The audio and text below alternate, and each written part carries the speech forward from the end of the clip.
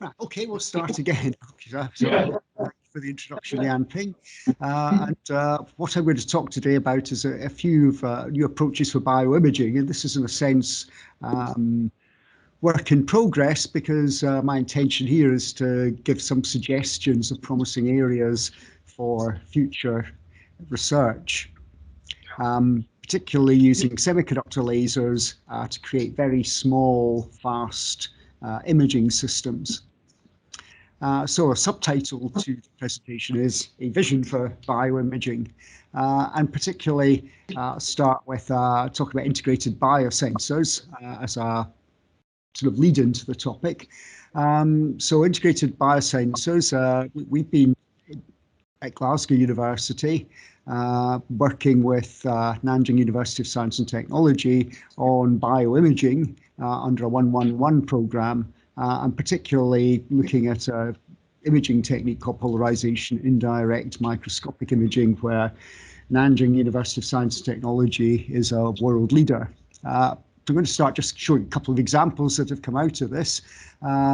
This is an example of imaging viruses by attaching them to gold nanoparticles. And we can see, so this shows that you can actually use FIEEE to identify viruses which have got a size that is below the resolution limit of light. And you can see them very clearly, and you can distinguish between viruses attached to single gold nanoparticles and to double gold nanoparticles. And we can also image within cells, and this is an example of imaging within cervix cells to identify features associated with cancer. So we're going to hear other presentations about FIEEE. It's not something that I'm going to talk a lot about, other than to say that this is one of the motivations. And one of the things that we've learned is that if you're going to distinguish between different types of viruses, you don't really, even with FIEEE, have the spatial resolution to clearly identify what is a specific virus and what is some other kind of particle of a similar size. So we need to develop sensitized sensor arrays, for example, plasmonic sensor arrays, to amplify the signal in the way that the gold nanoparticles do, that are functionally coated so that they will bond to specific viruses. So in general, we're going to need a range of these sensors. And we've got a relatively small number of biological particles.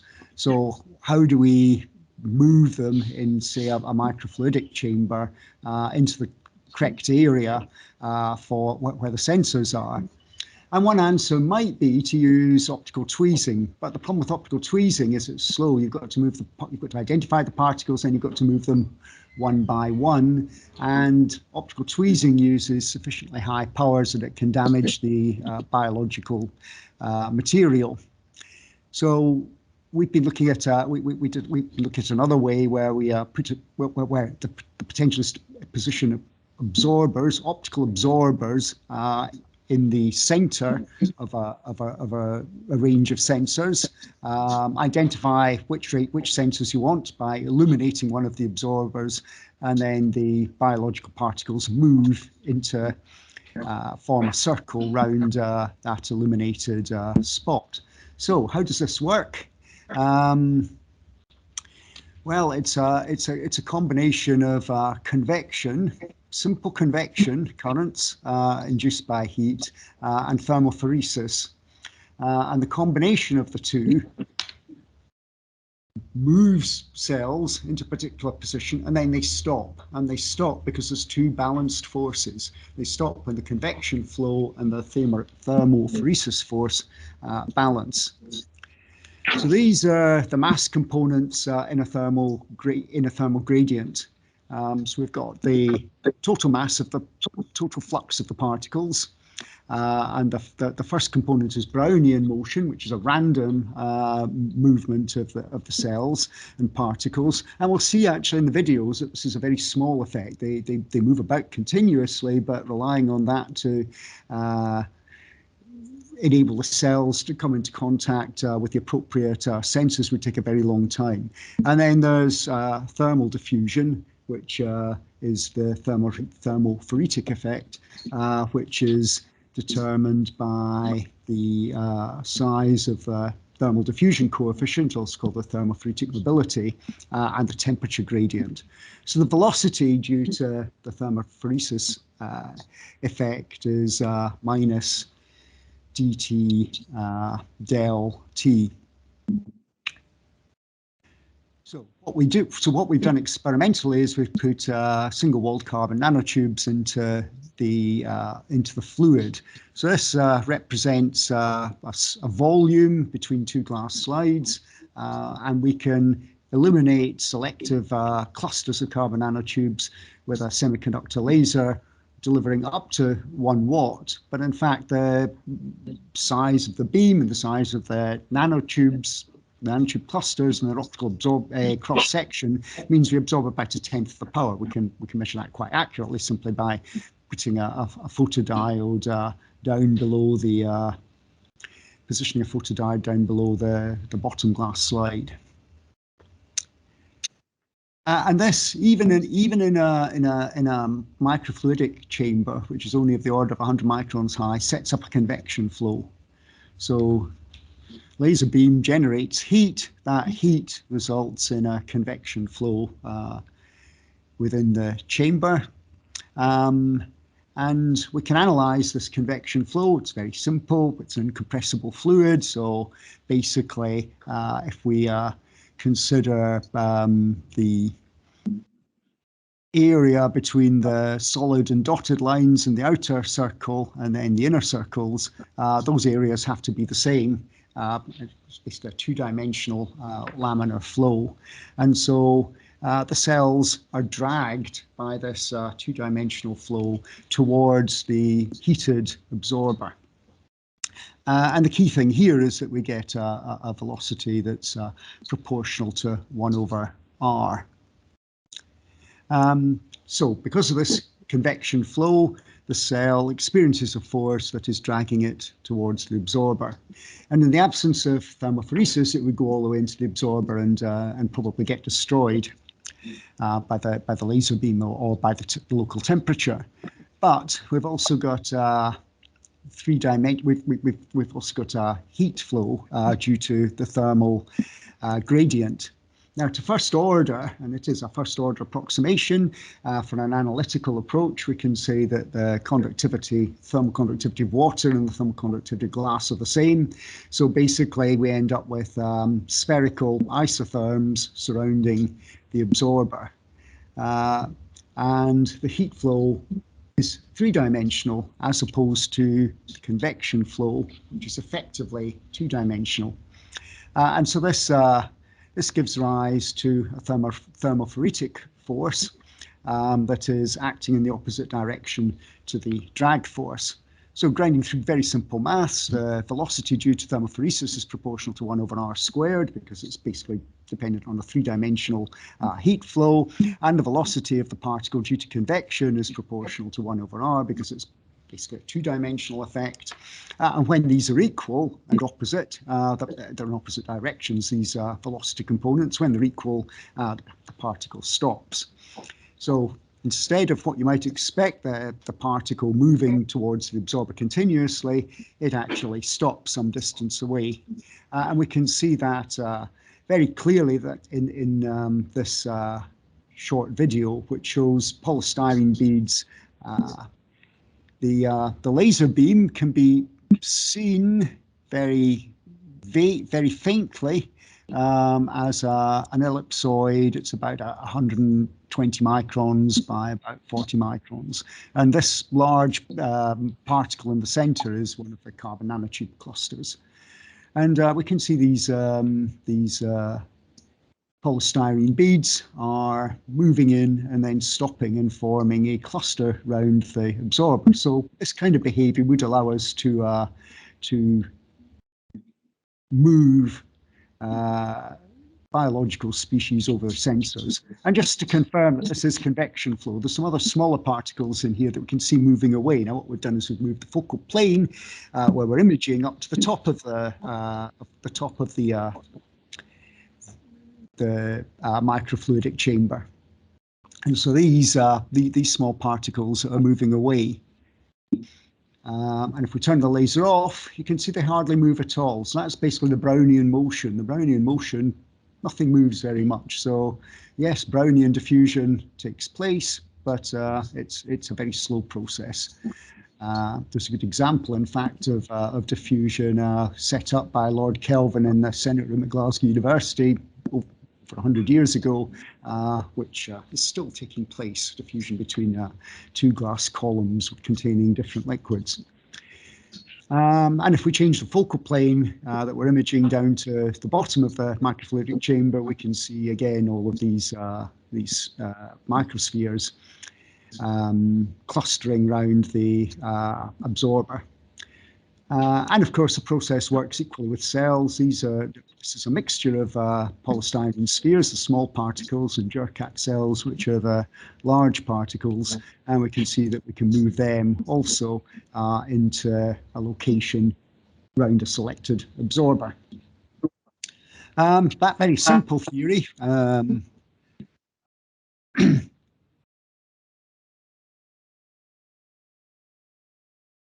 we've also verified using a more sophisticated COMSOL model, where we don't assume that the conductivity of glass is the same as water and so on, and the velocities that we calculate from the simple theory and from the COMSOL model are in very, very close agreement, and they're close to experimentally observed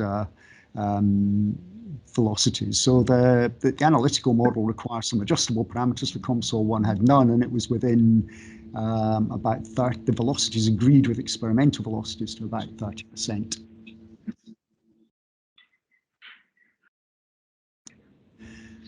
Okay, so one of the things we would really like to do is develop very small, low-cost systems for doing polarization imaging.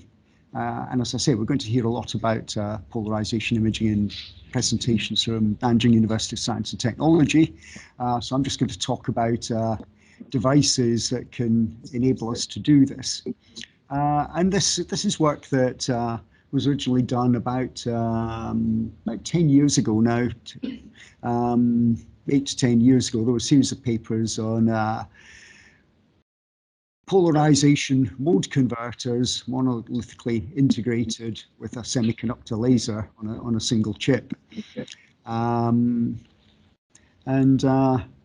motivations of doing this were to give a waveguide-based device the ability to manipulate and control polarization, as opposed to using the very big devices that were familiar, electro-optic Pockle cells and so on, and Kerr cells that are big and require high operating voltages. They can be fast. They can be very fast, but they are certainly not low cost simple systems. So the idea was to develop a waveguide based polarization controller, monolithically integrated with lasers, and a wide range of applications, ranging from FIEEE through optical communications, sensing, metrology, and 3D laser projection. So this is a very simple schematic of the device. It's probably so simple that it's a little bit confusing. But basically what we've got here on the left-hand side is a laser section. And then we've got section in the middle is a polarization mode converter, and then we've got something that looks very like a laser section on the other end, and indeed it is basically a laser section. But without mirrors. It's got an angled waveguide at the output to ensure it doesn't laze. So it's basically a semiconductor optical amplifier, but we're not using it for amplification here. We're using it as a differential phase shifter. So the polarization, the light from the semiconductor laser is basically 100% TE polarized. It's coupled into the polarization mode converter that shifts its polarization. So some of the light is coupled into the TE mode and some of it is coupled into the TM mode when it enters the differential phase shifter. And then the differential phase shifter, it's a waveguide that we pump with electrons and holes. That changes its refractive index, but the refractive index change that's experienced by the TE and TM modes is subtly different, and we can easily get a 2 pi phase change, cover the range of 2 pi phase differential phase change between the two modes at the output. So by cascading a few of these things together, you can go from being able to take any polarization input and convert it to any other. With this particular construction here, we can basically go from linear polarization states to other linear polarization states. If we added another couple of sections on, another PMC and another DPS, we can go to cover any access any polarization state on the Poincare sphere, starting from TE polarization in the laser, and then as I say, by adding a few more sections on, we can convert from any one's polarization state to another. So basically, the polarization mode converter works through coupling the light between the TE and TM modes in the converter. And they couple to each other periodically. It's a classic waveguide coupler behavior. So if we consider the input to the polarization mode converter, it's 100% TE after a characteristic length called the beat length, the L pi length. It converts to 100% TM, and then it converts back to 100% TE, another beat length later, and then a further beat length later, it's back to TM. If we use half beat length for the polarization mode converter, then we basically have TE and T elements, and we can then use the differential phase shifter to adjust the relative phase between them. And one thing that should be obvious is that if we adjust the phase appropriately, then the devices, and we follow with another polarization mode converter, will simply convert back to the original polarization state, but we can also access other polarization states. So the asymmetric waveguide in the PMC is an area where we've been focusing. The original papers that we published used this rather curious structure. So this is a ridge waveguide, a standard ridge waveguide, except it's deep etched, and it's got this slot in it. Now the dimensions of the ridge, you can see this is a 2 micron marker down here. So even with electron beam lithography, it's very hard to accurately align this slot with respect to this waveguide.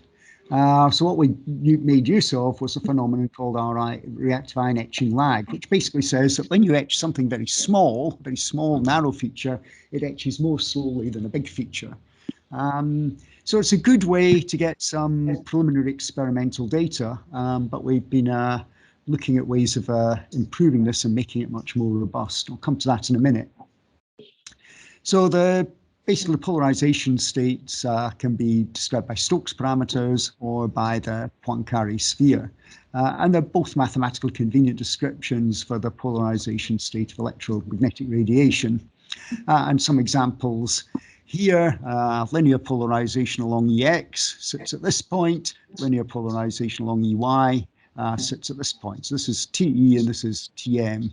And then we've got linear polarization at -45 degrees and at 45 degrees. And the top and the bottom of this Poincare sphere correspond to circular polarization clockwise and counterclockwise. And by using a combination of these polarization mode converters and differential phase shifters, we can move the polarization state of the light around the Poincare sphere. And as I said, with a suitable number of elements, you can actually go from any polarization state to any other, and with a smaller number, you can go from TE to any polarization state. So that enables us to do some rather interesting imaging in the future. This is a picture of the fabricated devices here.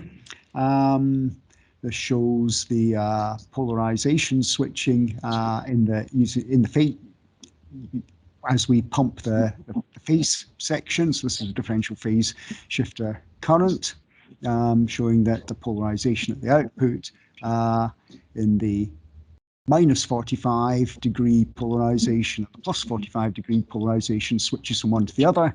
We also see the power increasing because, of course, as we pump this, we're actually it is a semiconductor optical amplifier. It's not an optimum device. We really want to make a better device with different band gaps across the wafer, and we've started to do that now. This is shows some problems with the device. The output power from the laser end of the device is of the order of a few milliwatts. The output power at the output end of the polarization controlled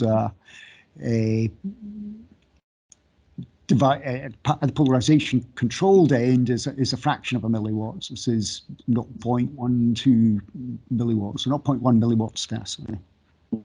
So the device is very inefficient. So there's the 6 dB of waveguide loss in the differential phase shifter because it's essentially got the same band gap as the laser. And then there's loss in the PMC and the waveguide transitions, which account for 5 dB. So it's a good demonstration of the principle, but not a very practical device. However, we can switch polarization states extremely rapidly, and this is a demonstration of switching polarization, encoding data onto the two polarization states at ±45 degrees at 500 megabits per second. We believe, we are certain that if we operate in reverse bias and use the Franz-Keldysh effect, or the quantum confined Stark effect, then we'll be able to go into speeds at 10 gigabits or more. What we see here is one of the +45 degrees polarization state, and we've got a mirror image of that in the -45 degree polarization state. These rather curious lines down here are the sort of TE and TM polarization states. Now, if we think that all the light is at 45 degrees, then it's contributing equally to TE and TM, and at -45 degrees, it's contributing equally to TE and TM. So those curves should be flat because it's an AC coupled system. They're flat and they're at 0. So they're doing exactly what we want. So we've been looking at ways of optimizing the PMC, and we've been looking at this RIE lag effect device on the left, and comparing it with an asymmetric waveguide where we just etch the waveguide to different sizes, different depths on each side. Now this is much easier to fabricate than this. But unfortunately, the modelling shows that it ends up to being rather longer. So we've started to look at how we can optimize these two structures, and we've published very recently some results on optimizing the PMC using the structure on the right, the type 2 structure, which is basically a ridge shallow etched on one side, deep etched on the other.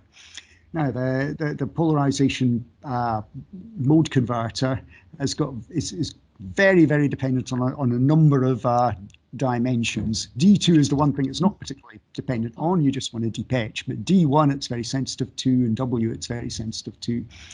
So we can get polarization conversion efficiencies approaching certainly between greater than 90%, but they're very dependent on the dimensions of the device.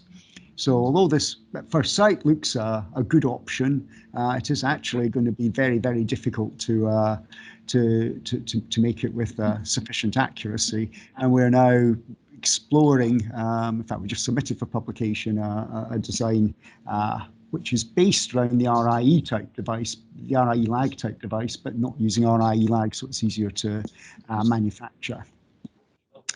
Okay, then just finally, we heard really exciting stuff about imaging neural networks in the last talk. One of the things that has sort of inspired me is that the eye is, in a sense, a window into the brain, and if we could make low-cost systems for imaging neural networks within the eye, then there could be a lot of applications.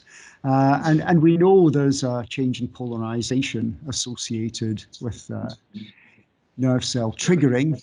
And my hope is that a combination of a fast polarization agile source, FIEEE, and a fast camera will allow real-time imaging of neural networks within the eye. It's a potential window into the brain. We can do all the imaging at 900 nanometers, which is invisible to the eye. And we can trigger the eye, obviously, by using visible light. So we can actually fire neurons up using visible light. It's got applications in health monitoring, assessing effects of drugs, and numerous other areas associated with healthcare. So I'd just like to conclude. FIEEE is a powerful technique for imaging large areas at sub-wavelength resolution. We can make use of plasmonic devices to amplify the FIEEE signal, as we saw with viruses right at the start. But we believe that specific bioparticles are likely to need specific sensitized sensors to get to unambiguously identify them. So we need to have a number of sensors, and we need a technique for concentrating cells or other species around a particular cluster of absorbers. We need to be able to drag them there quickly. And as I said, optical tweezing would be one possibility, but that tends to damage the the biological species, and it's one particle at a time. It's very slow. I've presented a polarization switchable laser source, and I think the whole combination is a very exciting area for the future. I'd like to acknowledge our research partners, particularly Nanjing University of Science and Technology, and some of the funding, and say thank you and ask for questions.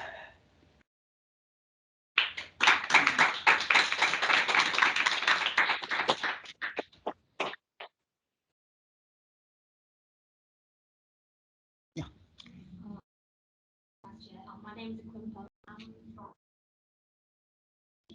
And my first question, thank you for your enlightening talk. I enjoyed it very much. My first question is about your first work about to generate the 3D thermal loading in the device. And my question is why you choose carbon nanotubes as the observer? Okay, that's a good question. We chose carbon nanotubes really because they were convenient. They're a very high absorption coefficient, and we established by doing some life tests that they didn't have any impact on the viability of the cells. Yeah, I mean, if you were going to do this in practice, you would position absorbers using device fabrication techniques in places that you want them, rather than just mixing them all together. But it was just a convenient way of introducing absorbers that didn't affect the viability of the cells in any way. And here's a follow-up question. And you know the carbon nanotubes are one-dimensional materials. So I think in your case, you are using the bundle carbon nanotube at this moment. Have you think of trying the line carbon nanotube there? Because right now, when you control the 3D flow, thermal flow is trying to defocus and focus the beam on the absorber, right? But if you just choose a line carbon nanotube there, by controlling the excitation with like lasers polarization, maybe you can also achieve the same result. That's something I just want to ever try. No, we haven't tried anything like that. No. I mean, we were just using them very crudely as an absorber, as a kind of black paint, basically. Thank you so much.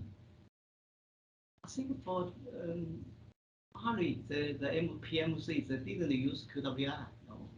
No, they didn't use QWI. No. That's that. I could have talked quite a lot about the design of the PMC that we're introducing. The original device has got a very poor polarization mode conversion efficiency as well. Well, I think it's about 50%, isn't it? Yeah. Whereas, you know, it's quite. What we're doing is we're looking at structures that can be used to integrate the laser with the remainder of the polarization control, and bandgap widening is an important part of that to reduce losses, and also so we can control the phase and the differential phase shifter without changing the amplitude of the signal, the amplitude of the light. So we need to bandgap widen all of that. Okay, thank you for Professor John Marsh's talk. Yes, and transfer to you. Yeah. Okay. So.